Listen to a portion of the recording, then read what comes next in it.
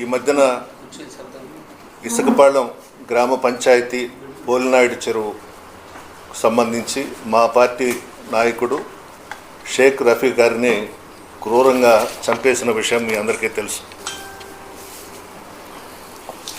రాజకీయాల్లో విమర్శలు చేసుకుంటాం, ప్రతి విమర్శలు చేసుకుంటాం, అంతవరకే పరిమితం కావాలి.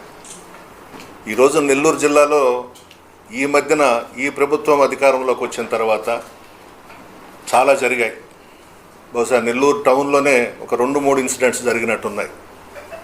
ఇది మంచిది కాదు, ఏ పార్టీ వాళ్ళకు కూడా మంచిది కాదు. ఎలక్షన్స్ వరకే రాజకీయాలు. ఎలక్షన్స్లో ప్రజలు ఓట్లేసి గెలిపించినారా లేకపోతే ఈవీఎంలు గెలిపించినాయా అనేది భగవంతుడికి తెలియాలి.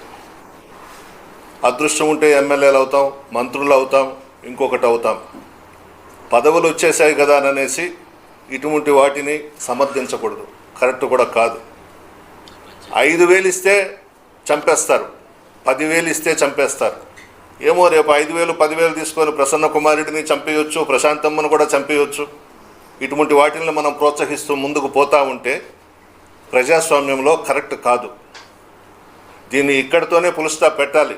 ఎస్పీ గారు కూడా ఏసీ గదుల్లో కూర్చొని పరిపాలన చేయకుండా ఈ నెల్లూరు జిల్లాలో ఎందుకు ఇన్ని మర్డర్స్ జరుగుతున్నాయో నువ్వు బయటికి రాయా ఎస్పీ గారు.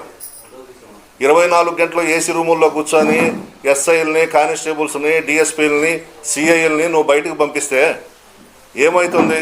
నువ్వు బాసు నెల్లూరు జిల్లాలో, పోలీస్ డిపార్ట్మెంట్కి నువ్వు హెడ్, నువ్వు బయటికి రా, ఇంట్లో ఉంచి. ఎందుకు జరుగుతున్నాయి? ఎప్పుడూ జరగని మర్డర్స్ నెల్లూరు జిల్లాలో ఎందుకు జరుగుతున్నాయి? ఇవన్నీ క్షుణ్ణంగా చూడాలి. అధికారం ఎవరికి కూడా శాశ్వతం కాదు. అదృష్టం ఉంటే ప్రజలు గెలిపిస్తే ఎమ్మెల్యేలు అవుతాం, మంత్రులు అవుతాం, ఇంకొకటి అవుతాం. పదవులు వచ్చేసాయి కదా అని ఎవడిని పడితే వాళ్ళని ఎంకరేజ్ చేస్తూ వాళ్ళకి సపోర్ట్ చేస్తూ పోతే ఇదిగో పోలినాయుడు చెరువులో జరిగిందే ఇంకొక దగ్గర కూడా జరగవచ్చు. గట్టిగా చెప్తున్నాను ప్రభాకర్ రెడ్డి గారికి, ప్రశాంతమ్మకి, మీరు దీని మీద యాక్షన్ తీసుకోండి. పార్టీలు పక్కన పెట్టండి, ఆ కుటుంబాన్ని పోయి పరామర్శించండి, ధైర్యం చెప్పండి. ఈరోజు వాళ్ళకి జరిగింది రేపు మీ దగ్గర కూడా జరగచ్చు, చెప్పలేం.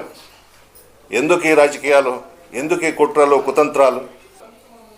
ఇటువంటి వాటిని ప్రోత్సహించొద్దు. దయచేసి మీరు వెళ్ళి ఆ కుటుంబాన్ని, ఆ పసిబిడ్డల్ని పరామర్శించండి, తప్పులేదమ్మా.